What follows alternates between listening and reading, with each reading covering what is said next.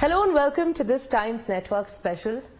As Karnataka is closing in on the elections and there are hardly a couple of days to go now, we on Times Network have been speaking to the biggest faces in Karnataka. Joining us today is someone who's ruled the roost of politics in the state. He's been with the BJP for decades, for as long as one can remember.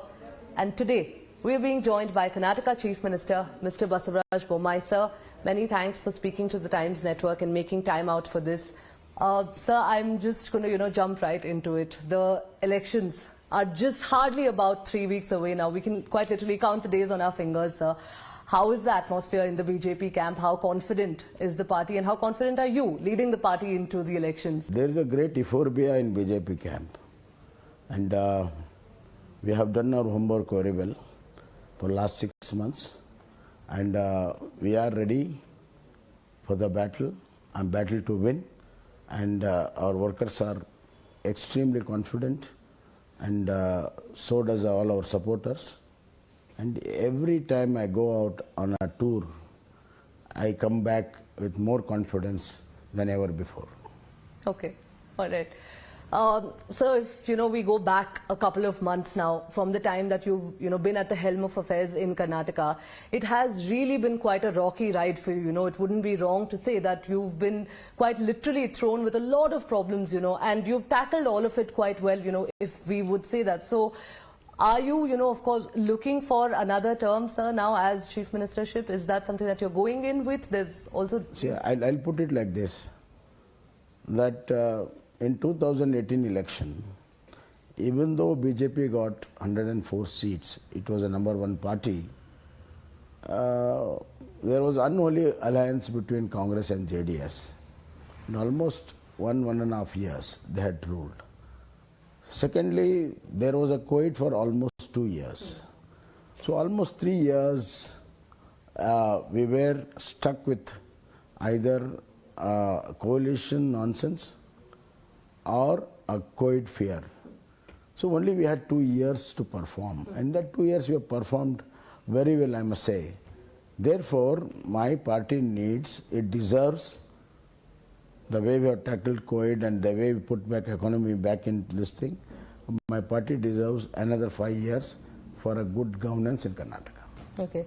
So you said there was an unholy alliance, between the Congress and the JDS. When you ask them about this, they say that the BJP has put in all efforts to topple their government, sir, and to, form a government which isn't the people's mandate. See, they got an order from Supreme Court to prove our majority in 24 hours. That's why we could not, and they formed this thing. They fought like cat and dogs before the election. They blamed each other and they blamed their policies and they made allegations against each other. But still, for the power, they came to together. That's why I said it's unholy. The people within the coalition realized that in 1 year, that this government is totally non-performing government. This government is corrupt government, and this government is not going to take us anywhere. Therefore, they decided to resign and then come back and then get re-elected and then join us. So it's not just like an ordinary defection. So these people took a chance and they went back to the people, got their mandate, and they were added into us. So in fact, 104 was a mandate, 17 was also a mandate. Yeah. So it was the real mandate of the people. Okay. So you spoke about defections, we'll dwell a little bit more on that. The recent developments, within the BJP and of course the other parties as well. You've had Congress, JDS, everyone's had defections. For the BJP, sir, particularly, I want to ask you, some Lingayat leaders, sir, have defected, and senior ones at that, Jagdish Shettar, Ainur Manjunath, Lakshman Savadi. How are you personally, sir, of course, viewing this, and on the whole, the party, how is the party viewing this? Will it have any impact at all, sir, on the elections now? Each one who has defected, it is for their personal reasons. They had applied for the tickets and they could not get tickets for different reasons. For their selfish motive, they forgot what party had done for them. They had made them chief minister, they had made them deputy chief minister, they had made them MLA, MLCs. They have forgotten all that, and there was no principal difference of opinion. It is their selfish motive to promote themselves. As an opportunist, they have defected. Therefore, they will not have any impact on the ground. In fact, it will be hard for them to get elected from wherever they have defected. Okay. Sir, we did hear from Mr. Jagdish Shettar, 2 days after he resigned and joined the Congress, he made a statement directly targeting Mr. B.L. Santosh and saying that, after Mr. Yediyurappa, that he was the next rightful, person in line in terms of being the senior most Lingayat leader, sir. All of this is not going to have an impact on the BJP in North Karnataka? He'll get back his seniority if he goes to Congress? Where is his seniority in the Congress now? Has he gone up or has he come down? So that's not the issue. The issue is that since he has already been chief minister, party thought that we should give way for the youngsters, at the same time elevate him at the center to give him a better position. So it's a transition for the seniors. And this kind of experiment of transition has been done by Narendra Modi ji and Party President Nadda ji all over the country. For example, Mr. Rupani of Gujarat Chief Minister, he was not allowed to contest, but still is in the party, working for the party. And party for 30 years given 6 times his opportunity. Now he's asking reason why he's been denied. There was no reason given when he was given opportunity 6 times. And this is a transition what party thinks should give way for the youngsters. And if that is not done by the elders, who else can be done?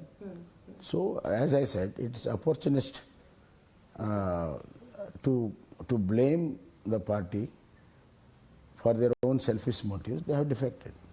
Okay. Now, sir, of course, you seem quite confident. I'm going to address the elephant in the room on the Lingayat MLAs have demanded that a Lingayat CM face be put forward this time for the elections. That was discussed in a meeting as well. There are 2 things. In our party, we don't select CMs on the caste. But since you asked this question,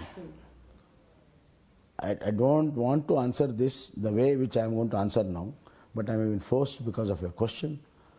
I am a Lingayat Chief Minister already. Yes. We are given more than 70 seats. Yes.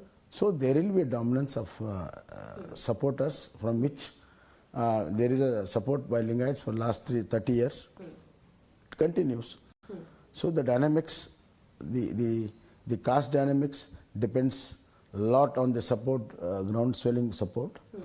And naturally, some people have demanded it, but I don't think and I don't endorse that anybody should be selected on the caste base. It should be selected on the capabilities and abilities. If a Lingayat has it, you should get it. If somebody has it, you should get it. Okay. So staying with, you mentioned caste dynamics, the BJP has been attempting to make inroads into, Congress strongholds, particularly the old Mysuru region. Now, those are very strong Vokkaliga belts. Unfortunately or fortunately, politics in Karnataka has largely, rotated around caste politics. How are you looking at this, sir? Is the BJP going to make some inroads? There's been a lot of push. The Prime Minister has come down, he's campaigned. Yeah. One change I am seeing in South Karnataka. There is a voter fatigue in South Karnataka. For last 30 years, they are voting either Congress or JDS. Especially the youngsters want to change this. And for last 3 years, they have been expressing it openly wherever I go. And I see a ray of hope there that youngsters will change the dynamics of the politics of the southern Karnataka. And we have given a lot of youngsters tickets and opportunities. And of course, all caste has been represented. So I think we are going to make a lot of, so you can spring a lot of surprises in southern Karnataka bastion. And we're going to make a remarkable progress in numbers also. Okay. So when we posed the same question to Mr. H.D. Kumaraswamy about the BJP attempting to make inroads there, he says that the BJP is dreaming today, that there's absolutely no way. And what we've seen in the past elections is that the JDS has retained around 30 seats or so from that region. And, they've quite literally had the BJP and Congress, dancing with those 30 seats for a coalition. See, I'll tell you. 2008 was not in 2013. And 2013 was not in 2018. 2018 is not there in 2023. Okay. There will be a lot of surprises. Surprises to the state as well as to JDS. Okay. So talking of surprises, there have been, some reports that have suggested that if at all there is a hung assembly in the state, then there could be a possibility of the BJP joining hands with the JDS. Is that at all something, sir, that's... I don't see that kind of scenario this time. Okay. People have decided that they have to vote conclusively and give a clear mandate. And as I see all over Karnataka, BJP is going to get a comfortable majority and we do not depend on anybody. Okay. So I don't see that scenario at all. Okay, okay. So Mr. JP Nadda was in, Karnataka. There was a huge fanfare as well for your, nomination which was filed in Shigao. He did go on to mention the kind of development work that you've done and, citing that FDIs, of course, have been the highest in Karnataka. So I want to ask you, Bengaluru has been renowned to be the IT capital. Are we going to retain that tag going forward now if the BJP comes back? And if yes, how are you planning that ahead? See, it is during BJP regime only. The highest FDI in the country is coming to Karnataka for last 6 to 7 quarters. And we are number one in innovation. And then we have almost mopped up 10 lakh crores investment in our investor meet. And we have got 400 fortune companies out of 500 and 400 niche R&D. And we have signed up with top companies.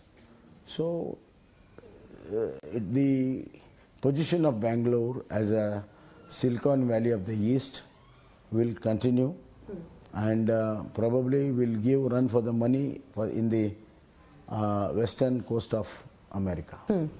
Okay, okay. So staying with Mr. JP Nadda, the Congress today has levelled an allegation that, during his speech that there was an attempt to sort of, threaten Kannadigas, sir, wherein, he went on to say that if at all you're looking for development, then you should vote for the Prime Minister alone. Are you at all viewing this, sir? How does you link with the Kannadigas? It is there to see in the entire country that entire country is progressing, and even in Karnataka it is progressing because of the double engine that is led by Narendra Modi ji.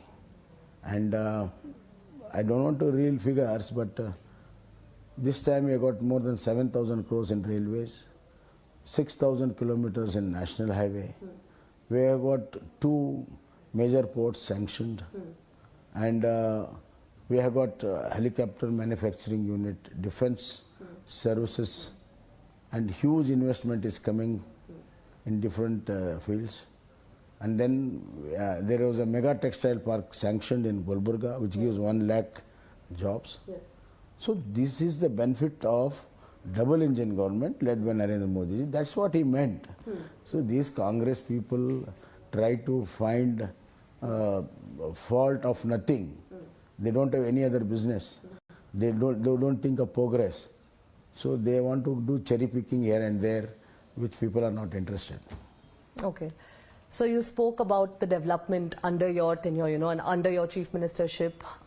One thing that we must address, sir, is that, you've been the Home Minister as well in the past, sir. There has been a slight rise in the communal instances that have been taking place, particularly in Bangalore and in Dakshin Kannada, and that's in that part of the state. You've often been accused, sir, of the fact that there has been a free hand that's been given to the right-wing organizations. Is that something that See, if you look into the incidents, most of the incidents are triggered by PFI and SDPI. Praveen Netru's murder case, It has been proved, and international link is there. Then arson on police station in Bangalore was supported by SDFI and PFI. Of course, still more vigil is necessary, and communal harmony and peace is necessary for the growth. And we will continue to put all our efforts to see that communal harmony is maintained. Sir, talking of the PFI and the SDPI, senior Congress leader Mr. G. Parmeshwar recently made a statement that, they would even be open to, taking the support of all organizations or all parties, which are willing to support them, suggesting that even the SDPI, if, does give them support, that they would take the support. Last time, they had a tacit understanding between SDPI and Congress. Initially, SDPI said we are going to contest. Then all of a sudden they withdrew it. Why? Who made the deal? It was a deal between Congress and SDPI. This time they are coming out openly. That shows the desperate situation what they are. If they are willing to have a truck with the anti-national groups to come to power, that means they are so desperate. Come what may, let it be anti-national, let it be anti-people, they want power. The power-hungry Congress can go to any extent. The Parmeshwar statement just proves it. Okay. Sir, we'll talk about Shivamogga. Mr. B.S. Yediyurappa said he stepped down from active politics. His son, Mr. Vijendra, of course, is now taking after his footsteps. I want to ask you, while, the BJP and the Congress have often shared this back and forth of, dynasty politics, the Congress, the JDS are now accusing the BJP of, doing the same. And the BJP, of course, too, likewise, sir, has accused the Congress of having dynasty politics. How are you viewing this on the whole, sir? All three parties indulging? Yeah. See, dynastic politics is at two levels, One is at the top level. Father is the prime minister, or a father is a president of the party. Then mother becomes, then son becomes, then grandson becomes. There are a lot of regional parties, and even Congress. All are dynastic. They have been fixed. After this person is going to come. You take Samajwadi Party, you take TMC. You take Telugu Desam, you take YSR, you take Telangana's, now it is BSR. So, whole lot they are like that, including Congress. That means control over the entire system and power. But at the lower level, as an individual, if somebody wants to come up and he has worked in the party, and there will be no continuation, this thing, if there is a gap, if somebody is going to give a space, and if it's really worth it, he has put this thing, let the people decide. So this is the difference. Supposing supposing there is one chief minister in any state, for example, I am a chief minister, and if I think of appointing my son as a chief minister, then it is a dynastic politics. Okay. Which I never do it in my lifetime. Right. But if my son over a period of 20 years, 30 years party worker, if he tries to become something, and natural process as an individual right he has, if he grows, that is not the issue. Here is transferring the absolute power from one person to another person in the family is a dynastic politics. That we are not allowing. That we are very clear. Okay. That we are very clear. For example, Siddaramaiah, which was unbecoming of Siddaramaiah, I don't know. Yesterday he has said that I am here for the last time, then my son will be there, then my grandson will be there. He is doing advance booking. Advance booking as we do in for the cinema, this thing. They are doing advance booking. This is the heights of dynastic politics. So they've said Mr. Arvind Limbawali's wife has also been given a ticket, and a couple of others as well. So you are saying that this is very different from what the Congress and the JDS are typically doing. Yeah. Arvind Limbawali is no more MLA. If Arvind Limbawali continued as MLA and were given a ticket, that was the issue. He is no more contesting. So we are giving his wife, and she is going to be elected with thumping majority. Okay. So the whole reservation itself, at some point it did seem like it had become, a huge headache, if we could call it that. There was a lot of, back and forth. There was a lot of decisions that had to be made. There was a lot of legal consulting that had to be done. But you did it. In the end, the reservation was announced. And days after the reservation was announced, there was uproar across the state, from different communities. So we'll take it one after the other. The Panchamshali community, so for starters, was quite, upset with the reservation. Is this going to have any impact at all? Have you managed to convince them? In fact, again? they are welcome. They are very happy. Okay. We have met their demand. Okay. They wanted an increase in their reservation and make a special category for all Lingayats. We have done it. So they have welcomed it. Now they are all supporting us.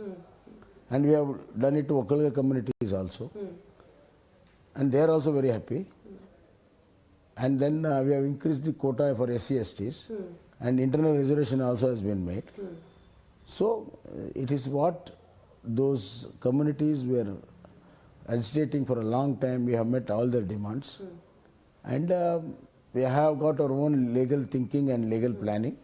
We have done it. Okay, so the Banjara community, other communities, the SCs, a few smaller sub-communities. Only Banjara community, now they also understood that while doing the internal reservation, they were recommended 3%. We have given them 4.5%. But there is apprehension in Banjara community that they will be removed from SC list. But I have made it very clear and written to Government of India, Banjaras, Bois, Kurcha, Kurma are the original in SC list, right from Maharaja days, and then the first six castes under the Constitution of India by Ambedkar. All these were all mentioned. Adi Karnataka, Adi Dravida, that is SC/ST right and left, and then Banjara, Bovi, Kurcha, Kurma, they are original. So there is no question of removing them from SC. As long as SC reservation is there in this country, they will be there in the SC list in Karnataka. So that apprehension has been removed, and we increased also. So slowly people will understand it. So this, Congress wanted to fish in troubled waters, but now they have realized that they can't do anything more. So everything is settled. Everything has been told to the people, and they have welcomed it.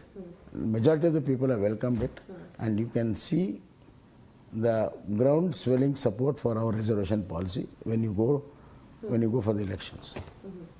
So you might call this a political masterstroke of sorts, just done, of course, ahead of the elections. The intention was there to do it for very long, but in the process, while, of course, one community gains, the other is set to lose out. And now we're seeing that the Muslim community, the minorities, in fact, they are quite upset. The matter has reached Supreme Court as well. It is Congress behind that Supreme Court petition. But however, I want to make it very clear. There is no religious reservation provisions in the Constitution. Now, only on the basis of religion which were there, we have put them in economic weaker section, which is constitutionally valid. Now, let me tell you, they had 4%, and the condition was here also they should be below the economic level. They should be in this BPL level, below poverty level. That was a condition in 4%. The same condition is there in 10%. Instead of 4%, they are put in 10%. Conditions are both same. We have put in 10%. So, in fact, they got a better space to find their opportunities. So, nothing has been done which could really harm them, and that's how they are trying to now understand it. Of course, I don't want to elaborate much because the matter is Supreme Court. But they feel that injustice has been done to them is what, they have been claiming. That's what you press people try to make out of it. No, sir, it is the community, sir. You tell me. Except Congress Muslim leaders, you talk to any common Muslim, he, especially educated Muslims, they know that the conditions are same here and there, and they put in 10%. So people realize slowly. Okay. So lastly, of course, before I let you go, one thing that, we've always seen, at least as far as the elections are concerned in Karnataka, it's been 40 years, sir, since, one single party managed to solely come to power without a coalition. So to clarify your stand on this, you are confident that the BJP is coming back in full majority, and in the case that there's a hung assembly, what are we looking at from the BJP? No, I'm not even thinking about it. Okay. So I don't think I have an answer. I should not answer also because my mind is very clear. We are going to come with clear majorities. Mark my words. Okay. With a very comfortable, clear majority, people will give us a mandate, and it will be absolutely 100% clear mandate rule by the BJP will be there, and you'll be there to see on May 13th. Okay. All right, sir. Thank you. Thank you so much for speaking with us. Well, that was Chief Minister Basavaraj Bommai there, cutting out time for us in this hectic schedule of his and telling us that the BJP is going to spring quite a few surprises here ahead of the elections, and they're confident of coming back. Well, all eyes are going to stay on Karnataka till the elections end. And do stay tuned to Times Now and Mirror Now as we continue to bring you all the latest and more.